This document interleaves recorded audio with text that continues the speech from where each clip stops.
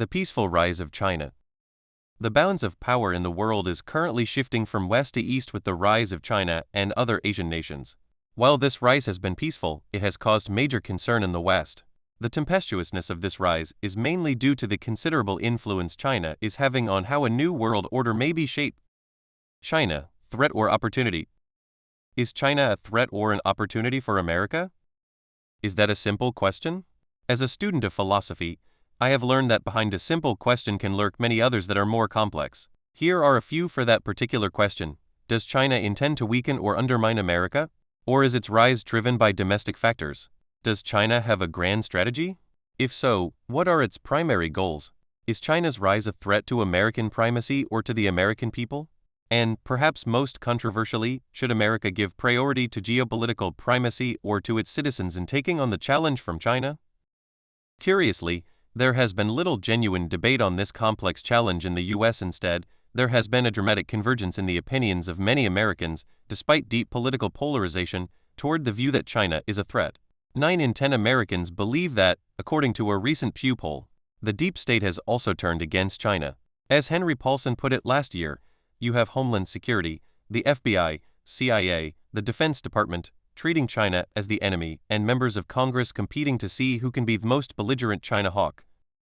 No one is leaning against the wind, providing balance. The goal of this essay is to provide some balance and objectivity. Despite this extraordinary convergence of views, most thoughtful Americans would agree that China has no plan to invade or occupy America. It would be a mission impossible.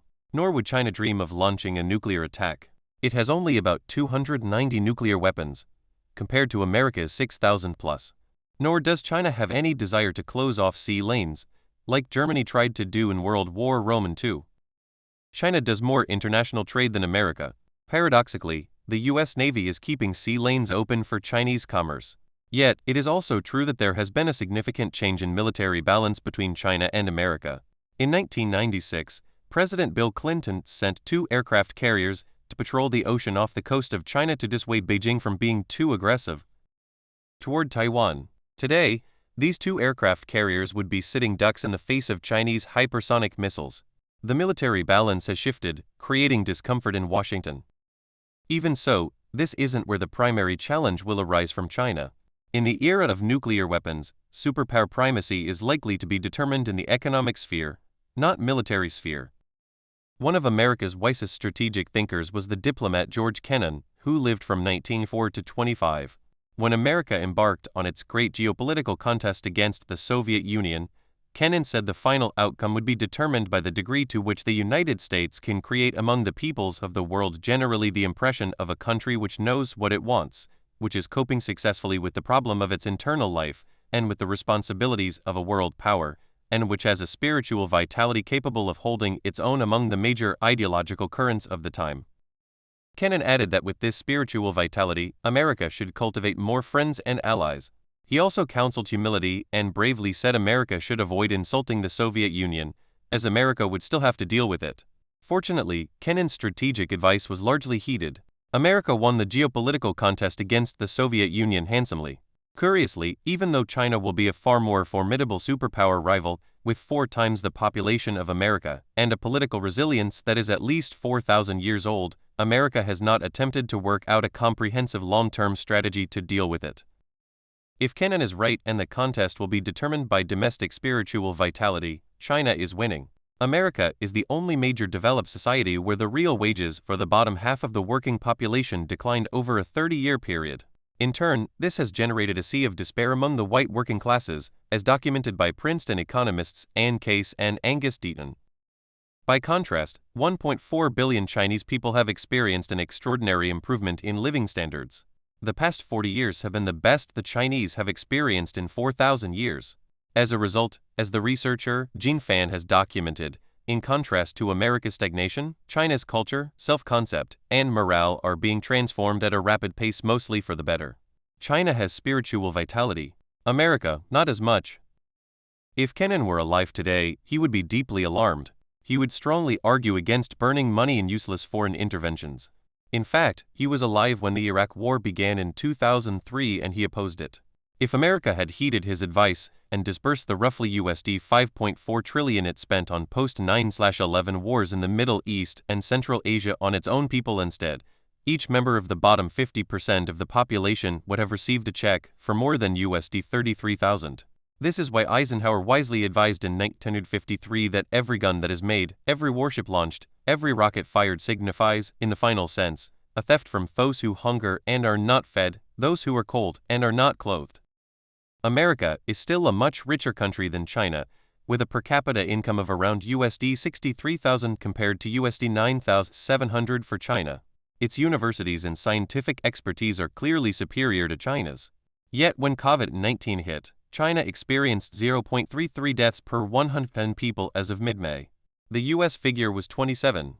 One figure cannot tell everything, but it provides a clue that China has been investing in strong domestic institutions, especially in public service, while America has been neglecting them. President Ronald Reagan began this slide when he declared, "Government is not the solution to our problem, it is the problem." China believes otherwise. All this brings up the key dilemma America faces in taking on the strategic challenge from China. Should it focus on defending American primacy or defending the well-being of its people? Most Americans assume that America is rich and powerful enough to do both. Sadly, the data argue otherwise.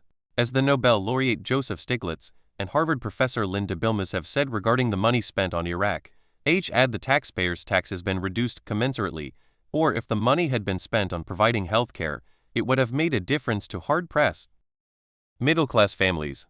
With better health care, fewer Americans would have died from COVID-19. The price for giving strategic priority to American primacy has been paid by the American people. Can America change direction and focus on domestic economic and social development instead of wasteful external adventures? In theory, yes. In practice, it will be difficult. America has had many brilliant defense secretaries. None could reduce Defense Department expenses. Why not? Defense spending results from a complex lobbying system rather than from a comprehensive rational strategy. Nevertheless, it remains true that there is a strong consensus within the American body politic, especially among the American elite, that America should remain number one. Americans feel an obligation to lead the world. Secretary of State Madeleine Albright expressed this well in 1998. If we have to use force, it is because we are America. We are the indispensable nation. We stand tall, and we see further than other countries into the future, and we see the danger here to all of us. Americans want America to be the shining city on a hill, inspiring the rest of the world. Indeed, the rest of the world would be happy to see a strong, self-confident America inspiring us all. However, its shine comes from its domestic record, not its military adventures. Clearly, the sea of despair among the working classes, the rise of populism, the election of Donald Trump, and the recent incompetency around COVID-19 have dented America's standing in the world. Any empirical study would show that while America's geopolitical influence has been receding, China's has been gradually expanding. But even if China's influence has grown, it has no desire to step into America's shoes and provide global leadership. China has only one key strategic goal: to become strong enough to prevent another century of humiliation, the period between 1842 and 1949 when Western forces trampled on China with great abandon. China regained its strength by plugging into the rules-based global order that America gifted to the world in 1945. China has no desire to overturn this order. It would be happy to cooperate with America within it. In short, a prosperous China can live together in peace with a prosperous America, as inconceivable as this thought might seem in the toxic political environment in the US. Hence, at the end of the day, all is not lost for America. It can reverse its slide in geopolitical fortunes. However, to do so, it must begin to heed the advice of its strategic thinkers like Kennan. As Kennan said, it should become humble and stop insulting adversaries. It should cultivate friends and allies and focus on its domestic spiritual vitality. Even to a lay observer, this is plain common sense. America can still win not by investing in military supremacy, but in moral supremacy. Until it does that, it is ceding the playing field to China.